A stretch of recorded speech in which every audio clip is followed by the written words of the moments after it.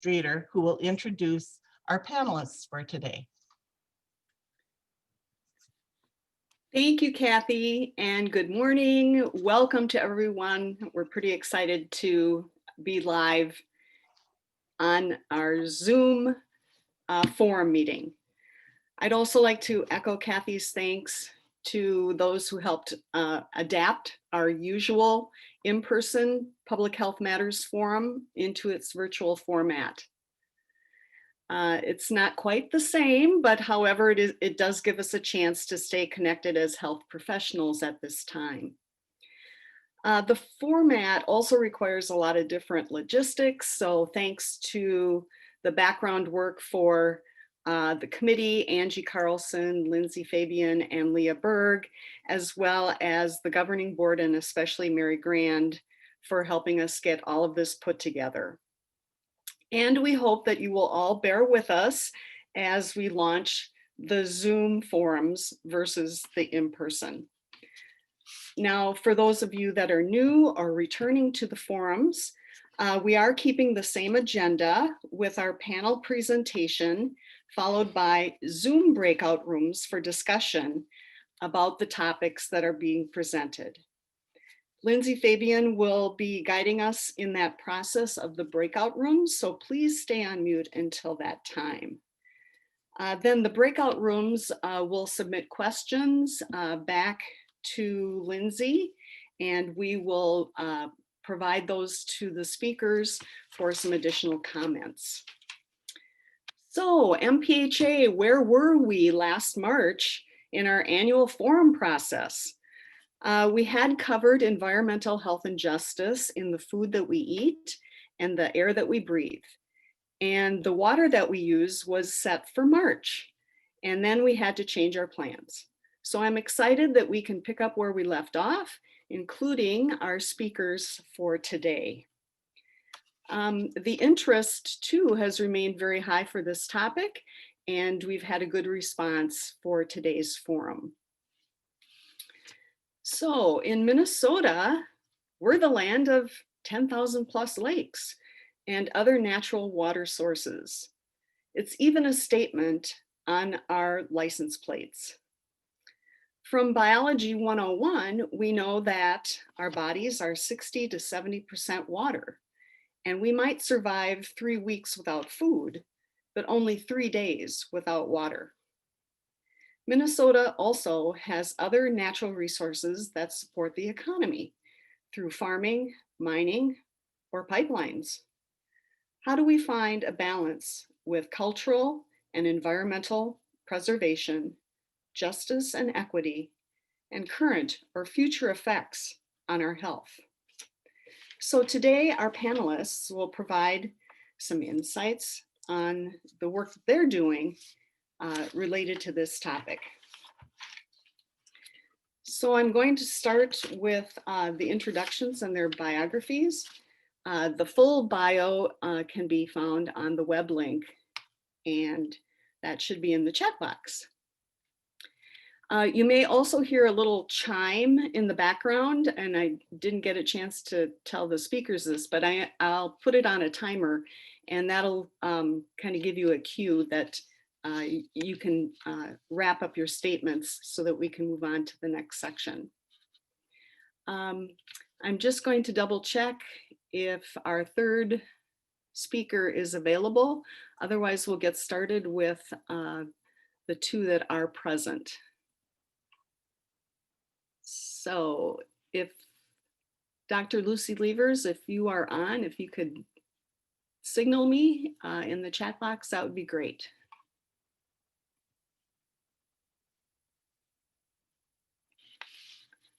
If not, I'm going to get started with Seal Strauss, who is a Minnesota floodplain manager. Seal has been in the floodplain program and the DNR since 2002 and has worked an additional 14 years with the DNR, mainly as a field hydrologist in the Western Twin City area. Besides her degree in biology from Lawrence University, Wisconsin, and an MS from the Water Resource Management from Michigan, the University of Michigan. She also has 3 years of Peace Corps volunteer work in Kenya. And Ginny Yingling is a senior hydrologist in the Environmental Health Division of the Minnesota Department of Health. She works with a team of health risk assessors to evaluate human exposure to harmful chemicals in drinking water. And this is related to man-made contaminant sites. Since 2003, she has been the agency's lead investigator for the PFA substances, and I will let her tell us what PFA stands for. It's not going to roll off of my tongue this morning. She holds a BS from Penn State and an MS from the University of Wyoming, both of which are in geology. And she has over 25 years of experience working with contaminated sites.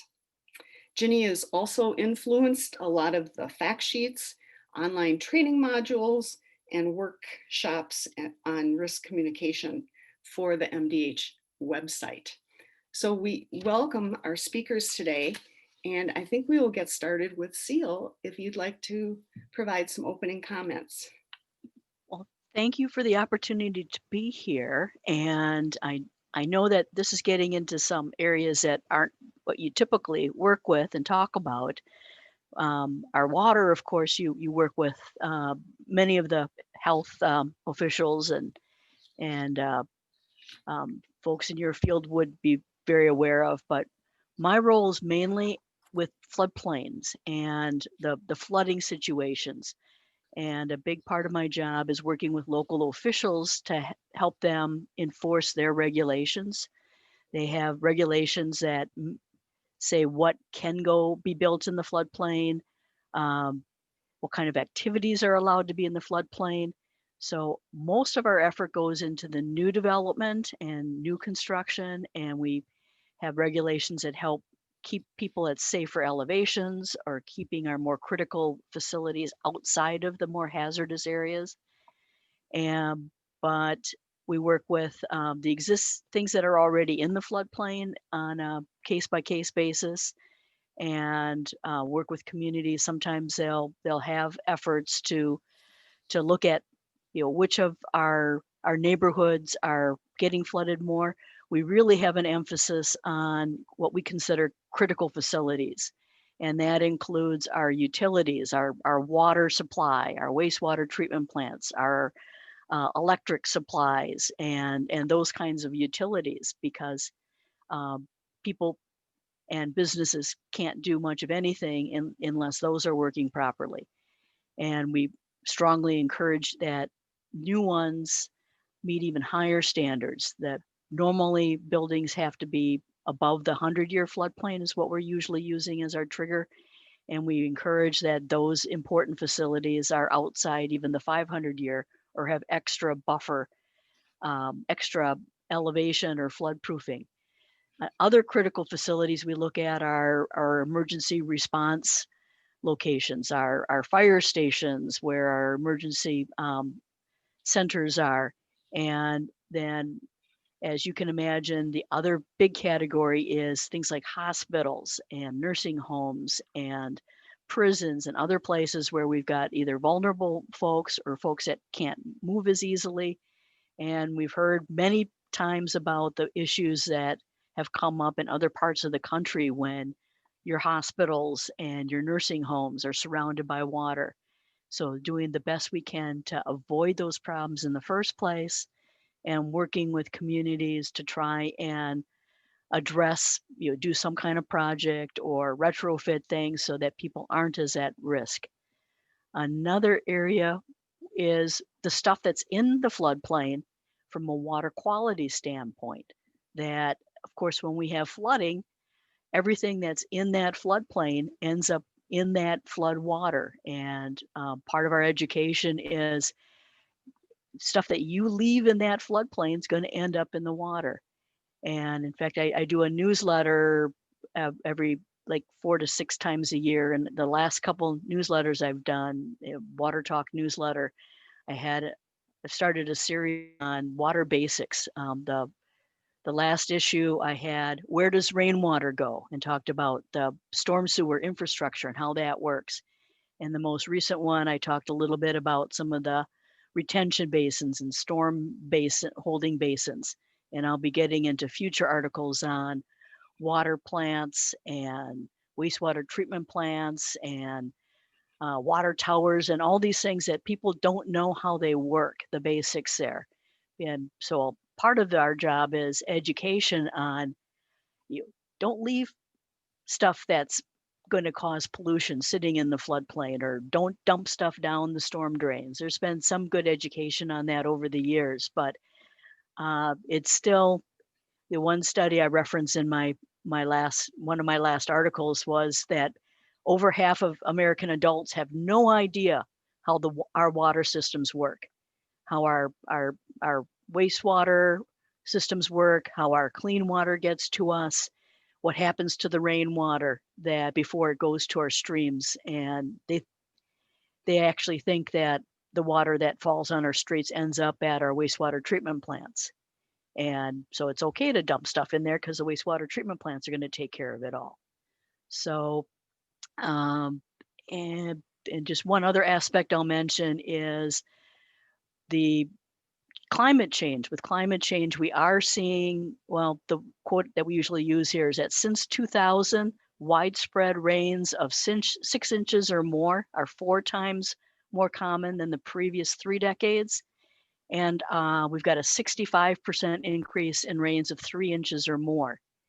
And so we know that we're seeing trends of bigger floods. And so we're even more concerned about making sure we build smarter and we plan ahead and we try and work to keep people safe, and be aware of that water quality during the times of flooding, post-disaster.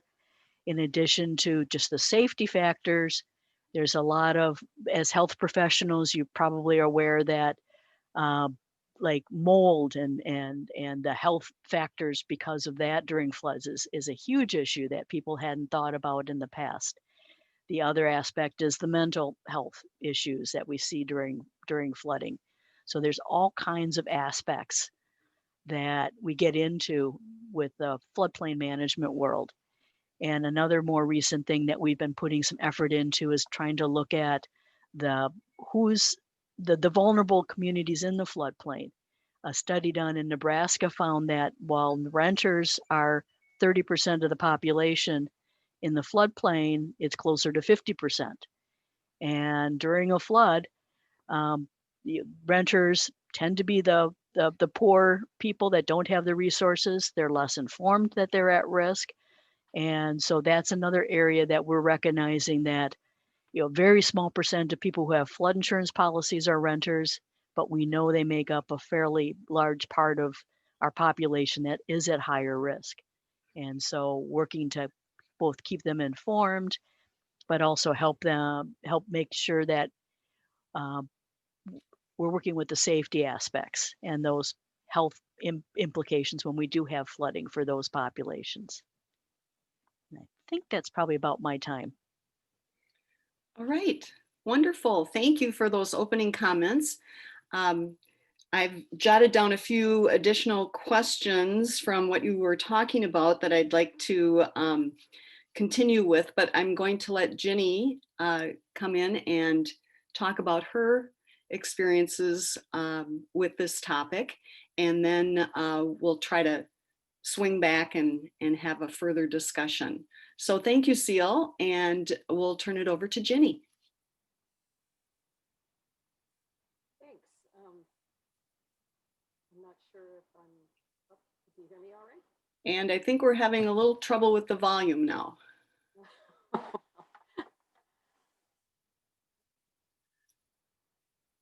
How's that? There we go. I think we've got you now. Okay, great. Well, thank you. I appreciate being invited to speak today. Always enjoyed the programs. I think we've lost. Okay, I think there's something maybe with your microphone when you're moving. Is it better if I don't use the headset? There you go. Okie doke. nicer not to wear it anyhow.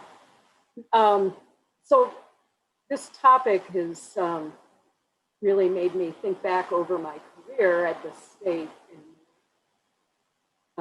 At the health department, most of my work has focused on that difficult to set of chemicals, for fluoroalkyl substances, polyfluoroalkyl. Most people know them as PFAS, the Teflon. Oh, we're losing the volume again. It's cutting in and out. Sorry, I didn't get on VPN just for this reason, hoping it wouldn't be too bad.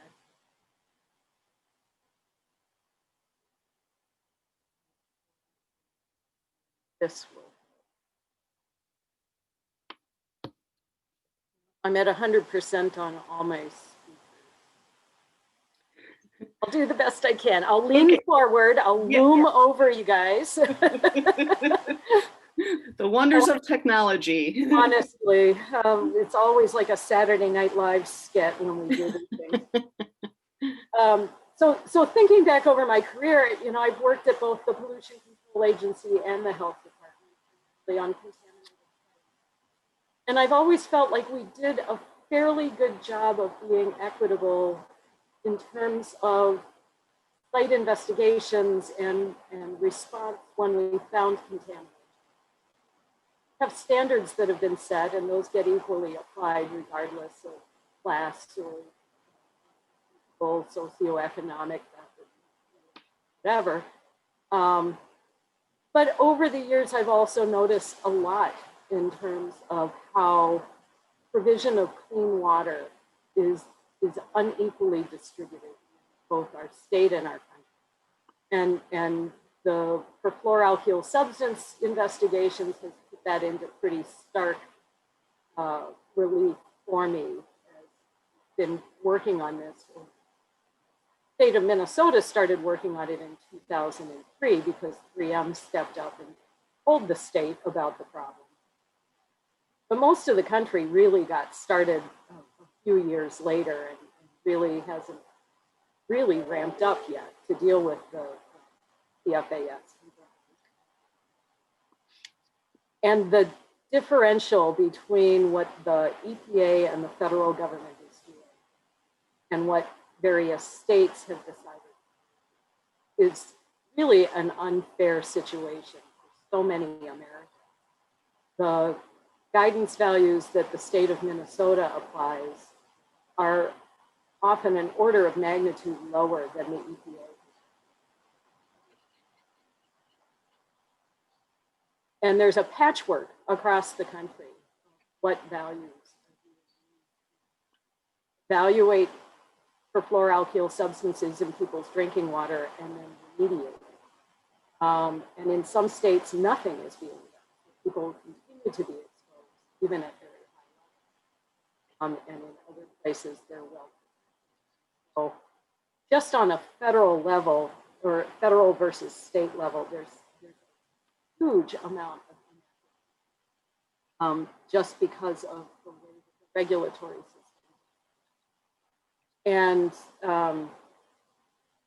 in Minnesota, just within our own state, the differences between community water versus private well water lead to a lot of inequity quality that people need for their drinking water. On community systems, the only requirement is that they meet Safe Drinking Water Act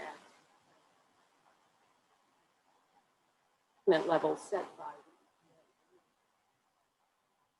which often are higher than the guidance values that Minnesota sets, and often does not include chemicals that Minnesota regulates. So for example, fluoroalkyl substances have no MCLs. A community to meet any guidance values for perfluoroalkyl substances.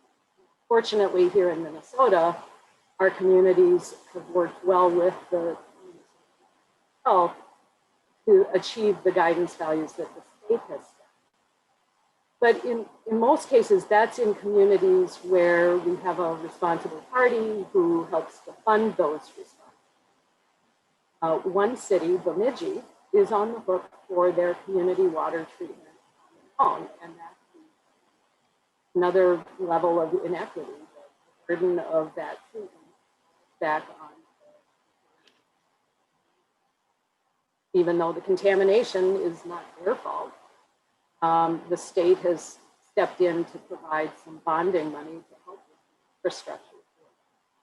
But again, there's a big distinction between a site where a responsible party with what we call deep pockets is available to help assist with the treatment versus when a community has to bear the burden themselves. And we have one site, fortunately not a community water supply problem, private well and also surface water problem near the fire training with perfluorinated foams back in the 70s and 80s led to contamination of surface water that's not only contaminated nearby lakes and fish, but also wells near the site. And because there's no federal standard, there's nothing to hold the Air National Guard responsible for this cleanup. They have to do investigation, but they've not done anything of addressing the drinking water or the fish contamination. We can't make them do anything until there are federal numbers. So it's a difficult situation when we have these patchwork guidances and standards for our drinking water, federal versus state level, or work responsive course of the contamination within the state. Another problem that we run into frequently is, although once we're aware of a site, I think the state does a good job of handling things equitably. You may not be aware of sites where people are being exposed, and a lot of times that comes down to the socioeconomic. People who are richer, free of time to pursue the state and make them pay attention. People who have better education and understand how to work out often are the squeaky wheels who get more grease. So there's definitely a disadvantage to our poorer communities who aren't able to access the attention of the state that wealthier communities. And then we have the problem of infrastructure. Larger communities can afford to update their infrastructure. Again, they have access to, or have the political clout to get the bonding to do so. Whereas smaller communities struggle to be able to update their infrastructure, or that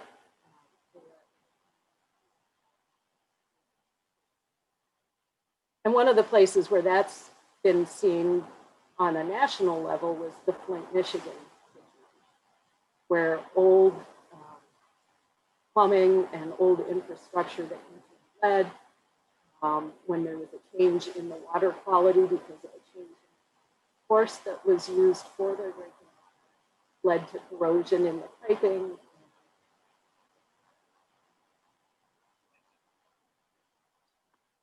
The same is true in Minnesota when we have old housing stock, old plumbing that may continue that, and getting the information out to people to understand the potential risk. It's a real problem. It's a hard communication for people living in older housing or people who have private wells. A lot of people think if I have a private well, I'm good to go and I don't have to ever think about it again. Testing of their water, which in a community system, you have that taken care of for you. Well, you're on your own to do the testing. And one example that really slapped me upside the head very recently was a site that we're working on up in Ely. And fortunately now, new wells that are drilled have to be arsenic. Long fought battle on the part of the state. We had a well that was drilled. The first test that came back on it had no arsenic at all. And when I tested it 6 months later, because of the work on the project, we had 50 parts per billion of arsenic in there. Part of the reason for the change was that when they drilled the well, they pumped it full of water to fracture the bedrock and to flush the well, and then they did not pump all that water out when they took the sample. They basically sampled the clean water that they had put into the well. 6 months later, when we happened to sample it, they had higher. They would not necessarily have ever sampled their well again.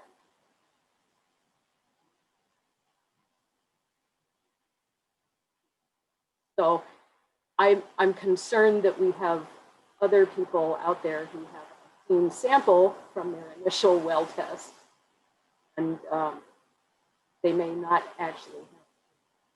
So I think helping private well owners understand what they need to do, and then finding some way to support them in regular testing.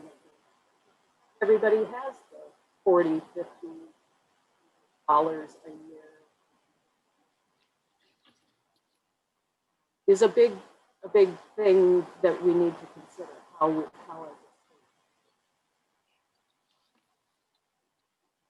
what they need to do. I think the one last thing that Seal brought up was renters versus homeowners. And similarly, we found that renters are often the last to know if their water is contaminated. A couple instances where the renters were never informed. We weren't aware the property was a rental property. Homeowner never informed their renters that their water was contaminated. It's another big issue in my mind, how we protect.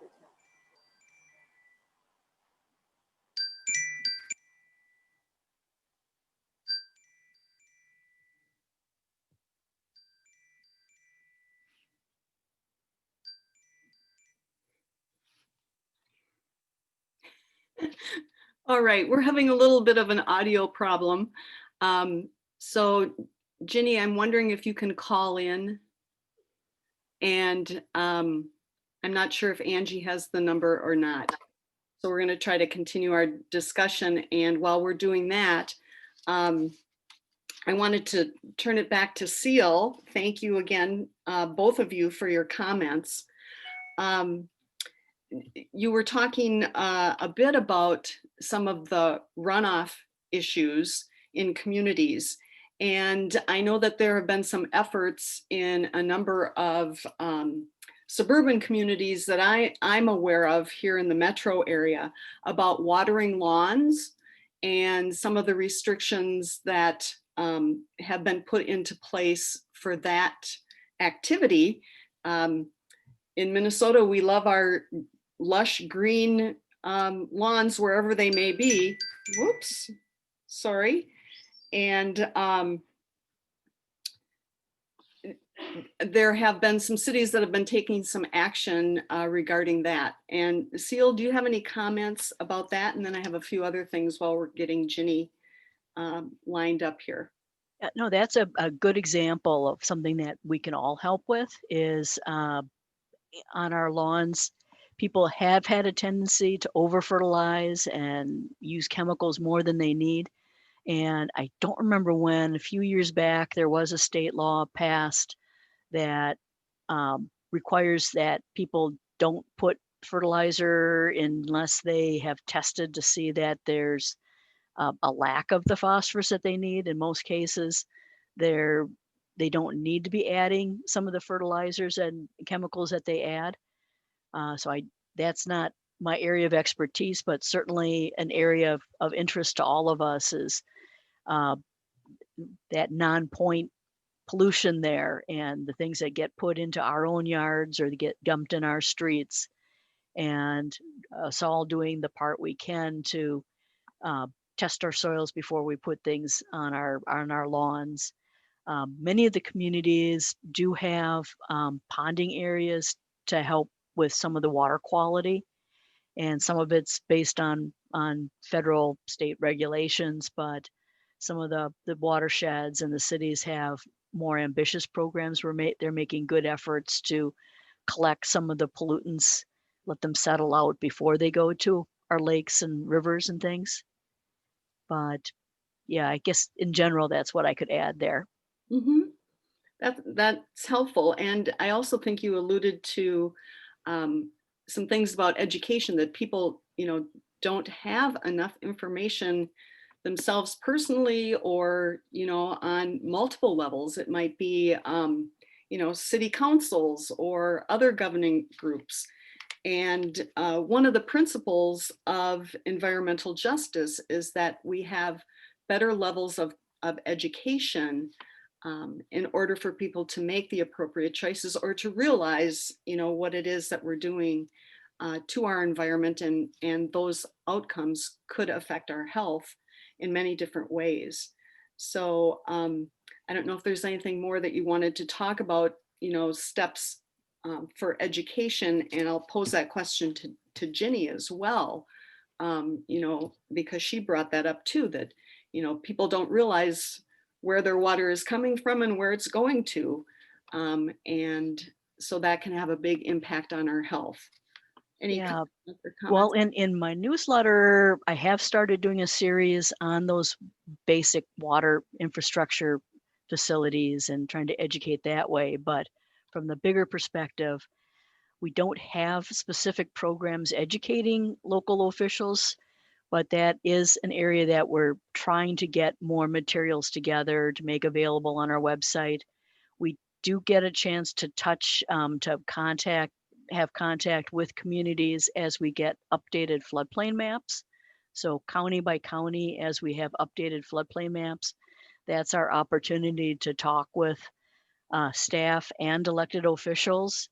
And so we have in recent years, when we go talking about our new maps and the new mapping of the flood risks, we do talk about some of these other areas.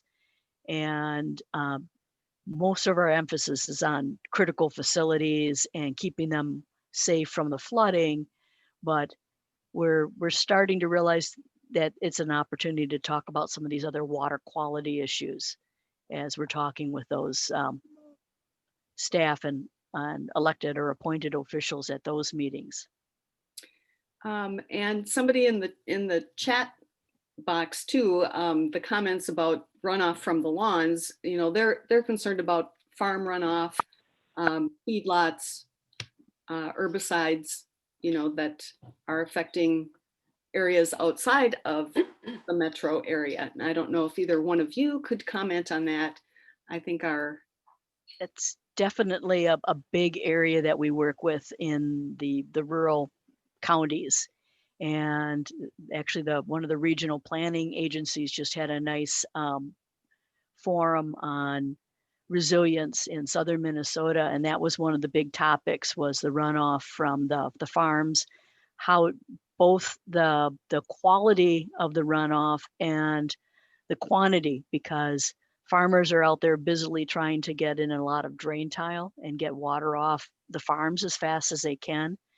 And there's efforts there's been the no-till and those kinds of efforts for many years, but there's also more efforts now to get perennial crops on the land, and the benefits of reducing the runoff.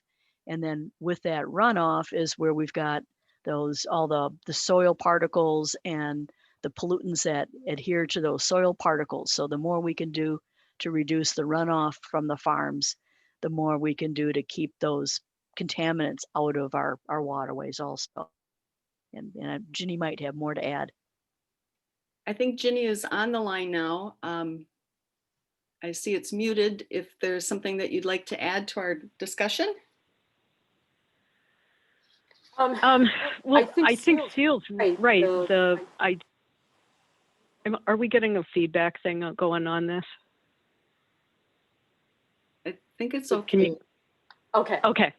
I like Seal's comment about the local public health officials and local officials. I think that's a really critical element in getting the folks on private wells, especially educated about the risks that they may be facing from their water quality that they don't realize. And so outreach to the public health departments especially is really important so that they can help communicate to their citizenry about the need to do regular testing. And a lot of the counties actually are great about providing testing clinics and opportunities to bring in samples, at least for bacteria and nitrate testing. It would be great to see that expanded further to all counties, and maybe even take it to other potential contaminants, particularly arsenic, lead. Usually if people have manganese in their water, they know it. It's a pretty nasty one to have in your water. But I think that's a really critical element. And I know that a lot of outreach has started there, but it seems like we still have a ways to go to reach out to people in the rural areas to help them not only understand the need for testing, but then provide some way to make that a reasonable thing for them to be able to do. All right, thank you. I'm glad we've got you hooked up so we can hear you. Thank you. We always have to kind of work on the fly here. Yeah. Well, and I keep getting messages from my computer saying our internet connection is unstable. So I'll try to hang in. Well, you're doing your part on your end. Thank you so much. So one other Jean, thing, if I could just mention one other area that I'm going to find a link here, but the state water plan was just updated recently and has some of the goals and priorities for this recent state water plan. I think is of interest to what you were just talking about. So I will put some notes in there. yes, and thank you everybody for using the chat box as we're getting the discussion going here. And I hope that we will continue that with our breakout rooms coming up in just a few minutes. Kind of going back to some of the other things that we were discussing, people were bringing up the need to do more composting. Any comments from either of the speakers on that?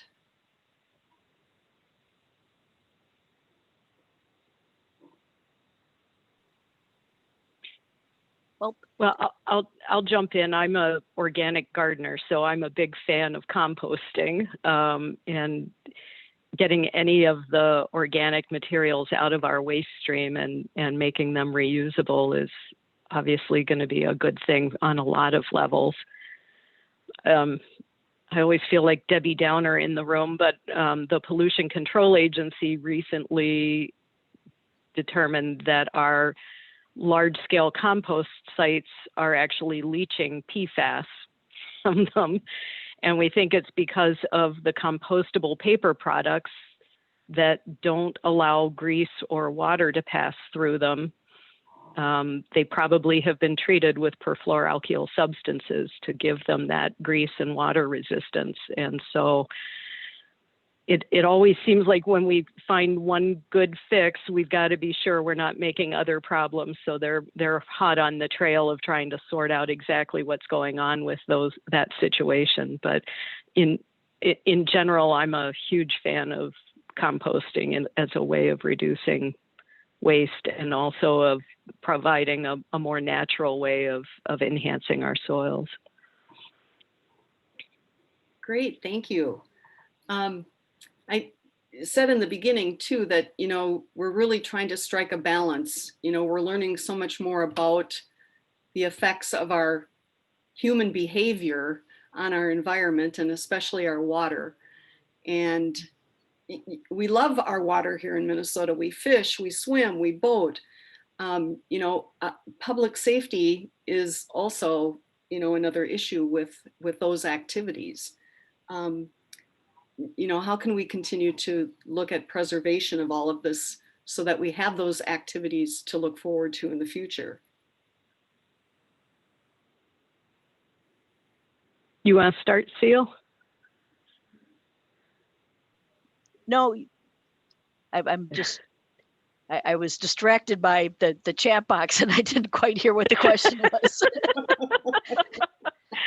Yeah. Oh, well, so I'll jump in. You know, I think one thing that the Minnesota Pollution Control Agency is working very hard on is trying to reduce waste streams that impact our surface waters, and also taking a more holistic view of how the releases of chemicals affect the economy in a much larger way by impacting some of those resources that we really value, and those outdoor activities that we really value. And so, you know, looking at, if we discharge contaminants to an area, where do they go? How do they impact the waters? What does that mean for the fish? What does it mean for the animals that eat the fish?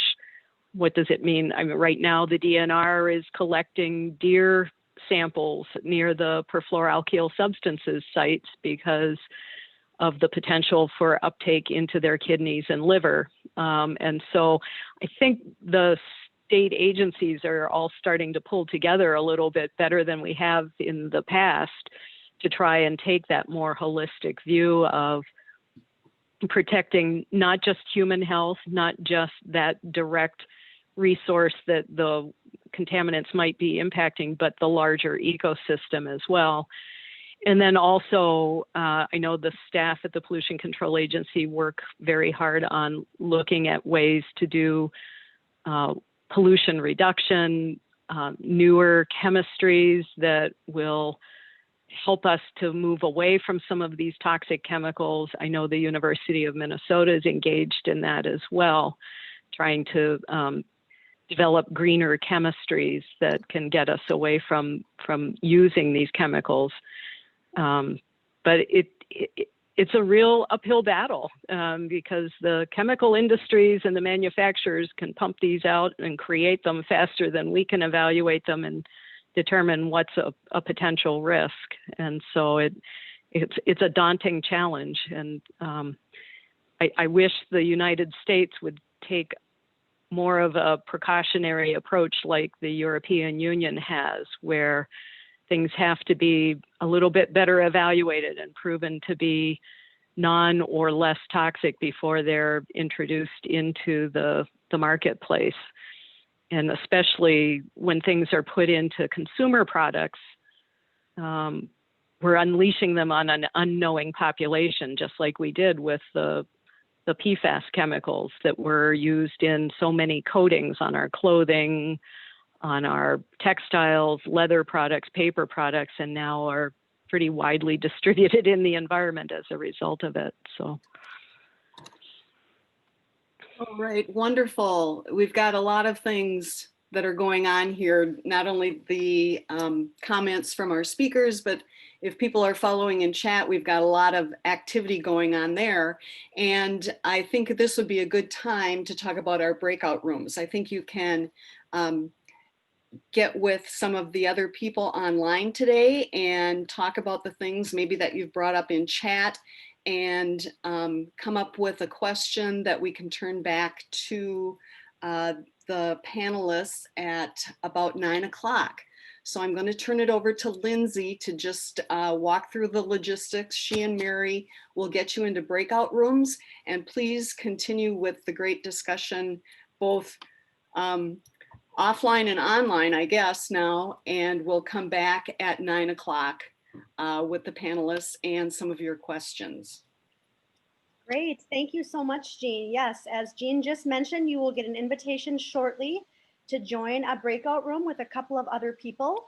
And in that room, please come up with some questions and chat with your colleagues. And then one person should be identified to remember that question. And when we come back into the larger group, please send me, Lindsay Fabian, that question, and I will route them all to Jean, and we will continue the discussion. So hold on 1 second, please, as Mary gets the breakout rooms ready, and you will soon get an invitation, and then click on your screen to join the breakout room. And enjoy your chatting, and we'll see you back here in about 10 minutes or so. Thank you.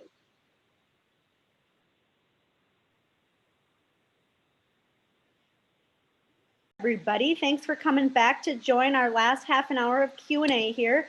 Please send questions from your groups directly to me, and I will route them to our moderators. So in the chat, please feel free to directly send questions to Lindsay Fabian, and I'm going to turn it back over to Jean to kick us off with some of the questions that were in the chat previously. So back to you, Jean.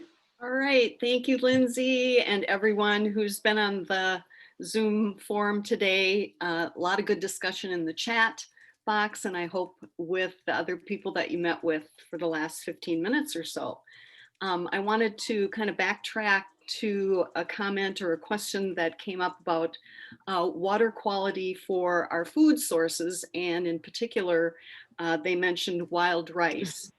And what are some of the effects that we're seeing now with mining, pipelines disrupting, you know, some of the water systems in those areas? Any comments on some of those issues?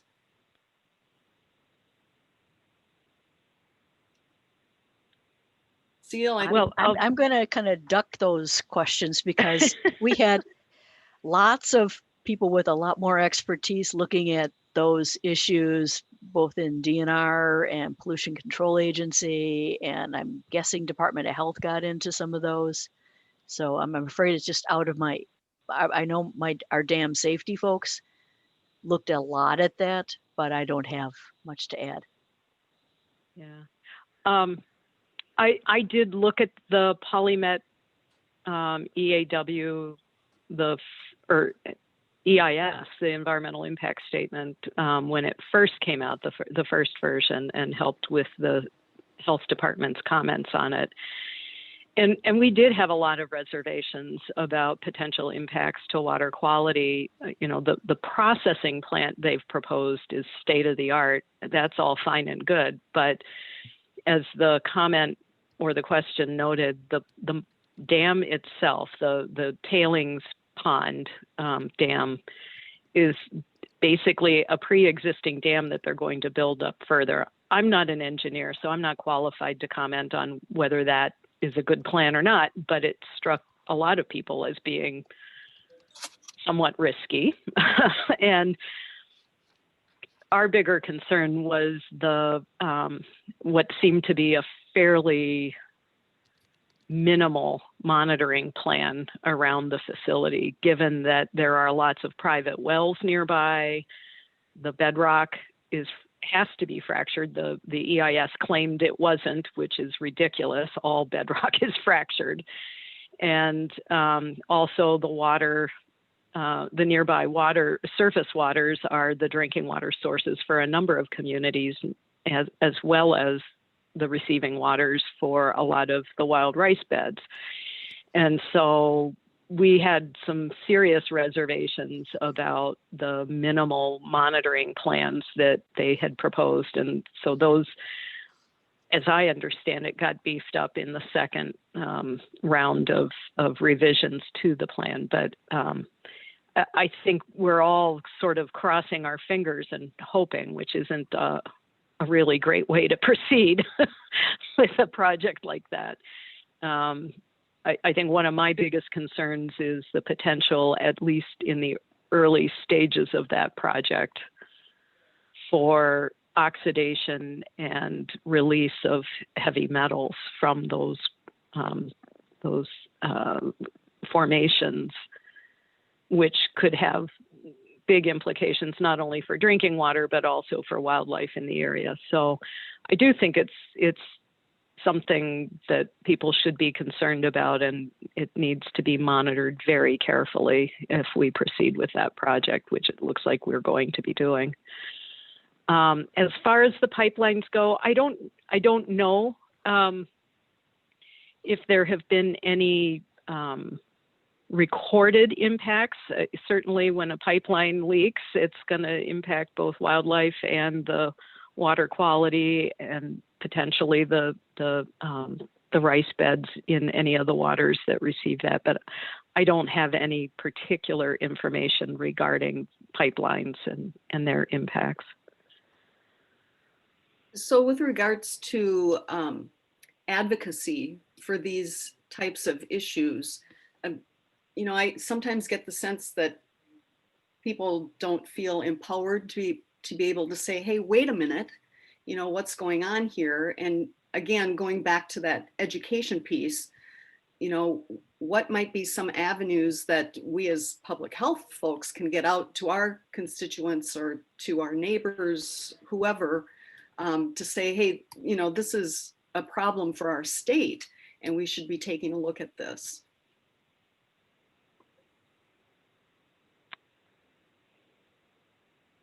Yeah, I thought it was a big step forward at the Pollution Control Agency when they established a social justice commission to help advise them on issues impacting communities, especially disadvantaged communities. Unfortunately, a lot of them have just resigned because of the PCA's decision to go ahead with line 3.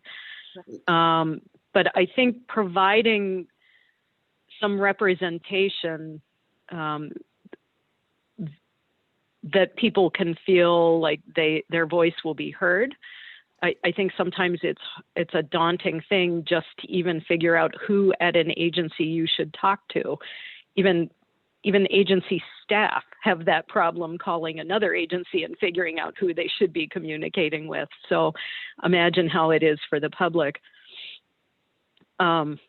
During the COVID response this year, a lot of us have been reassigned part-time to help with that. And so I've learned that we have a state ombudsman for long-term care facilities so that people have someone to turn to. And I'm wondering if we don't need something like that for environmental problems, so that there would be someone at the state whose job is to provide a voice for people, someone they can go to who isn't inside the state regulatory structure. I think another thing, it's hard for people to understand that as state agency staff, we're bound by the rules. We're not, you know, we can try to advocate for the right thing, but we also have to work within the structure of our agencies and the rules that guide how some of these processes work. And so, you know, we can comment on EISs and EAWs, but it doesn't mean we can go out and protest them necessarily. So a lot of staff walk kind of a fine line in terms of trying to advocate for things when another agency has the lead on it. So I wonder if maybe setting up something like an ombudsman's office for environmental concerns wouldn't be a way to help address some of these issues. We do have the Environmental Quality Board. I don't know if that seems even more remote for the public, but it is a place where people have the opportunity to have input. The Pollution Control Agency used to have their citizens board, but that got dismantled under a few administrations ago. So I thought that was unfortunate. It was a unique thing here in Minnesota, and it gave people the chance to come and advocate directly to the agencies and to have people from different communities speaking directly to and helping to guide decisions about permits and other things that the agency was working on. Yeah, following up on what Ginny was pointing out, we do have to work within our regulations, and we try to make recommendations and point out things that from our own personal opinions we think are important, but we are often constrained by what the rules say. I've got federal rules and state rules, and I can educate and encourage higher standards, but especially on these big projects, there are limitations. But I do like the idea of an ombudsman type office. For FEMA, they've got a flood insurance advocate office, and that they set up not too long ago because there was no place for people to go and and have someone look at these things from a broader perspective and from the perspective of the citizens.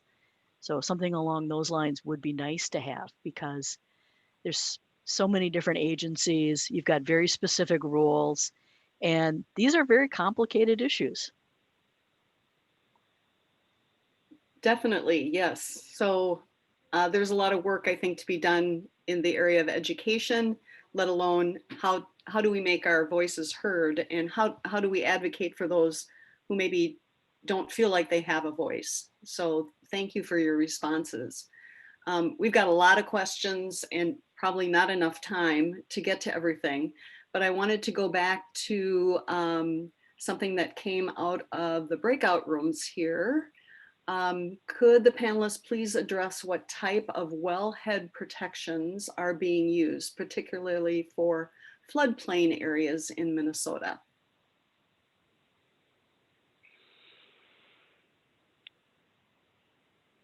Well, that's probably a health department one, but it's a wellhead protection is for the community system. So I'll speak to it as much as I can. I do note that Tanny Eschenauer is providing everybody with lots of good background information through the chat, and maybe she can chime in if she's able to. But I don't know how those apply specifically in floodplains, but the state of Minnesota does do planning with communities that have city water systems to evaluate the area, the capture zone of those city wells, and to establish wellhead protection areas. Frankly, I'm not all that well versed in what kinds of restrictions or regulations are applied within those wellhead areas in terms of protecting the wells. It may provide some level of protection in terms of planning and development going forward, but there's plenty of contaminant sources within our wellhead protection areas. But it does provide those communities the ability to understand a little bit better where their wells are drawing their water from, where the areas of greatest concern might be if a spill or release occurred. But I apologize, I just don't know all the details about how the wellhead protection, what all is involved in terms of regulation within those areas. I can speak to the construction of the actual infrastructure, that there are laws that restrict where they get built. And for instance, within the floodplain, we divide the floodplain into the fast moving water areas, the deeper areas.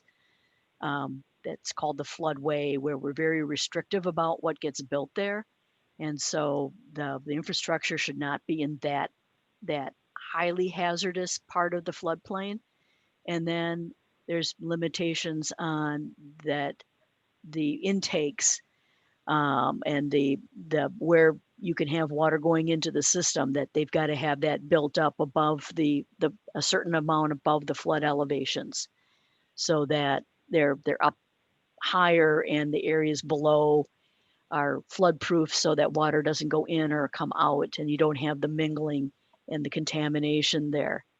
But and from there's also in other land use regulations, there's setbacks from water basins and from your septics and those kinds of things. So there's that kind of a minimal separation. But the wellhead protection areas is a whole nother program with its own requirements, at least for the municipal supplies. All right, well, this kind of blends in now to another question regarding issues of infrastructure. How can we show a balance of the cost of updates against the added benefits for health? And are there previous measures that have been tried to suggest ways to pay for infrastructure upgrades at the state or federal level?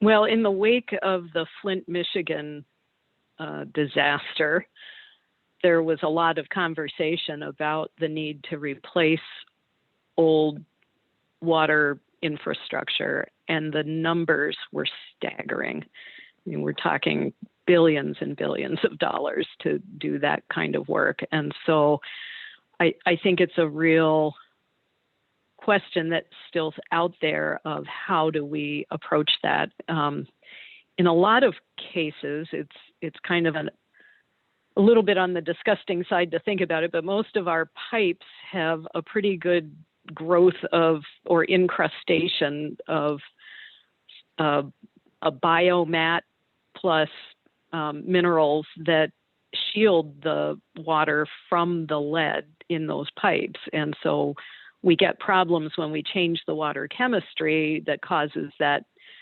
layer to be corroded or eroded, and then expose the lead that can then leach into the water. So there's also the argument of better to leave things alone, but that's not a very satisfying approach.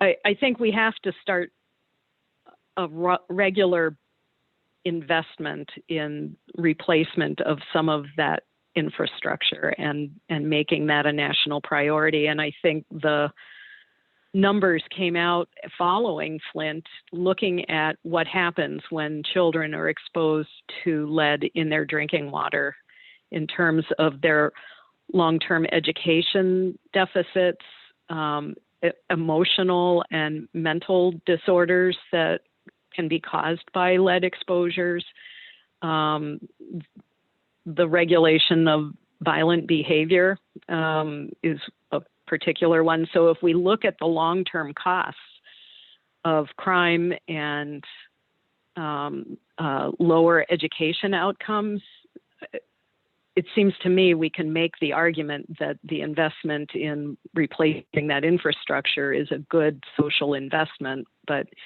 it's a tough one because the numbers are so high, and we're usually talking about communities that don't have those resources. So it would take, I think, a national program to make those investments and then try to figure out a strategy for prioritization of that work. And adding to that, we know that there's a huge backlog of needs, and it's been a little frustrating how our appropriation bills at the state level and at the federal level keep getting held up by politics and chipping away at getting these priority projects done, finding ways to educate on why they're priorities, and really spending money now saves us in the costs of people who are impacted with those health impacts that Jenny was just mentioning. And in the long term, we're saving money by doing these kinds of projects. Again, educating some of our elected officials and putting money into doing the things that we know need to be updated. Well, and you're looking at it from a maybe larger infrastructure picture scope, but then this comes down to the homeowner or the person living in the apartment that's in need of plumbing upgrades. So should this happen at the home sale, like radon testing, lead paint testing, those kinds of things? And then where do we find the funding for these upgrades? Sellers or some sort of tax credits? Comments? That definitely is a challenge. I think that the lead notices for buyers is better than some of the other hazards. Like, for instance, whether you're in a flood prone area, the notice is horrible in Minnesota. It's, do you know what zone you're in? And people put no, because they don't know what zone they're in. There's not a real notification in Minnesota, and that's something that is a problem in many states.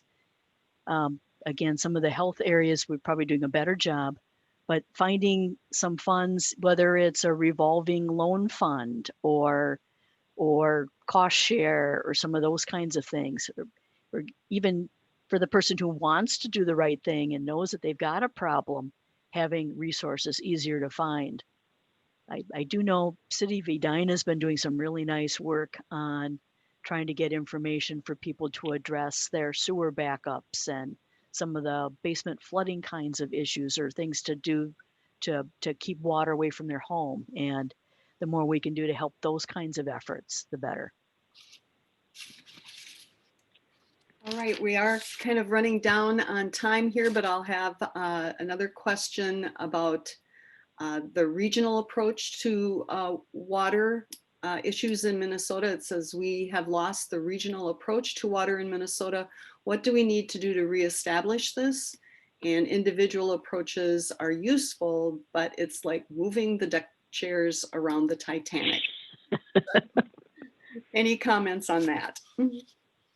For a lot of the water quantity and quality things, our watershed organizations are really a great place to do some good work. And many of our watersheds are doing some really good, they're educating, they've got modeling, they've got higher regulatory standards, both addressing flooding potential and localized flooding, and looking at the water quality aspects. And then they're crossing city, county boundaries and working together. And that's been a good effort. That's one of the positive things that's been going on. One of the things is called One Watershed, One Plan, trying to get all the right people in the room together and putting those plans together and looking at finding funding. They're able to get some funding through the Clean Water Legacy money that comes from that the sales tax amendment that we passed back in 2008. Some money goes towards those types of projects. I'll let Ginny jump in. I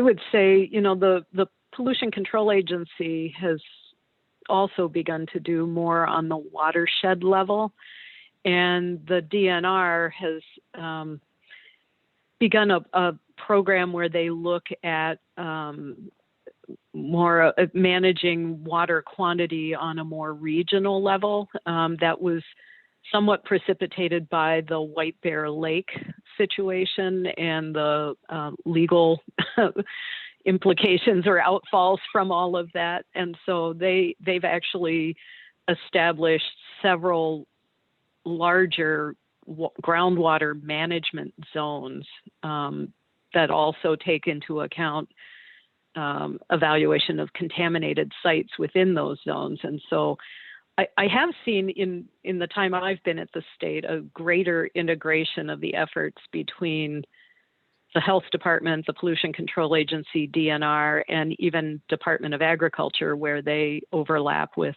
our work. And so I do think that we are making some strides in that direction, but I agree, getting away from patchwork responses and individual community responses would also help to get us past some of the inequities that we see in the system based on the relative wealth of one community versus another.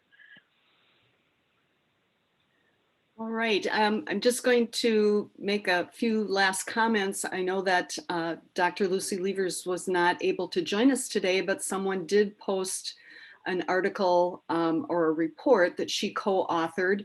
And so that link is in the chat box. And we will preserve the links that have been shared on our website, so you can go back and refer to them as we wrap up this very good topic on water. I mean, Seal, you said you could talk for an hour just on your own stuff, and I can see where that would be true. So we do have a lot of resources that hopefully now, as participants, we can pass on to others going forward. But for our panelists today, again, thank you very much for being with us. And this is our last forum for 2020. And I'm wondering if we can, maybe on a positive note, regarding your work, in one or two words, What are you most hopeful for in 2021? Ginny or Seal, you can start us off.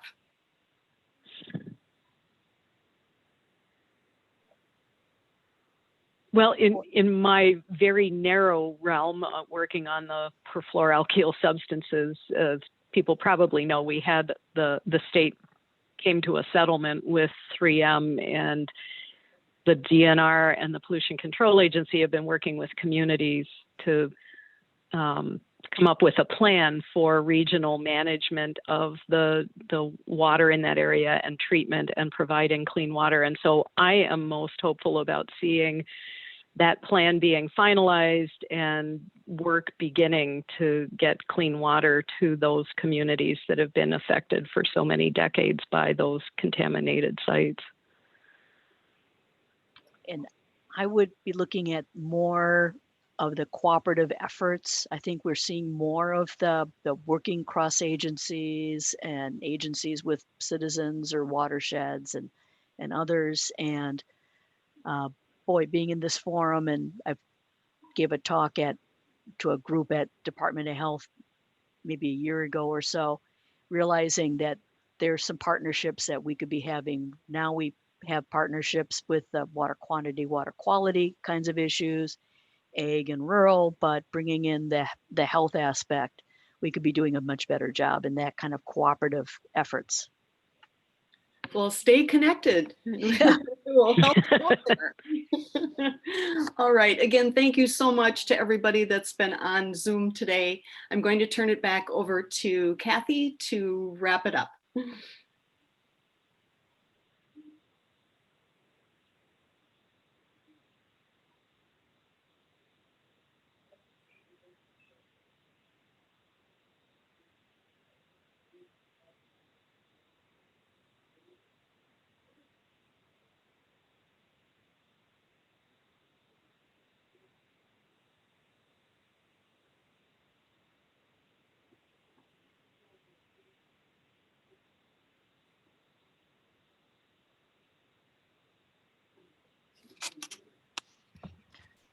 Kathy, I think you're on mute.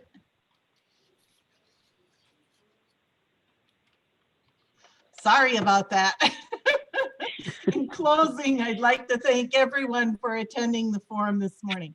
A special note of thanks to our sponsors, along with friends of the forum. Thank you to our panel of speakers, Seal and Ginny, and our moderator, Jean. The Forum Planning Committee, Angie, Lindsay, Jean, and Leah, and all those who worked behind the scene to ensure a smoothly run Zoom meeting, Mary, Kristen, Emily, and Ellen. And all of you who took the time out of your busy days to attend this forum. For those of you who are not yet members of Minnesota Public Health Association, I invite you to join us in becoming a member of MPHA. We are an all volunteer organization of over 400 members strong, and we've been around since 1907. That's 113 years. We are an active independent voice for public health in Minnesota. In addition to more forums to be held in 2021, we have our annual conference coming up, as you can see from the slide, on April 29th through 30th.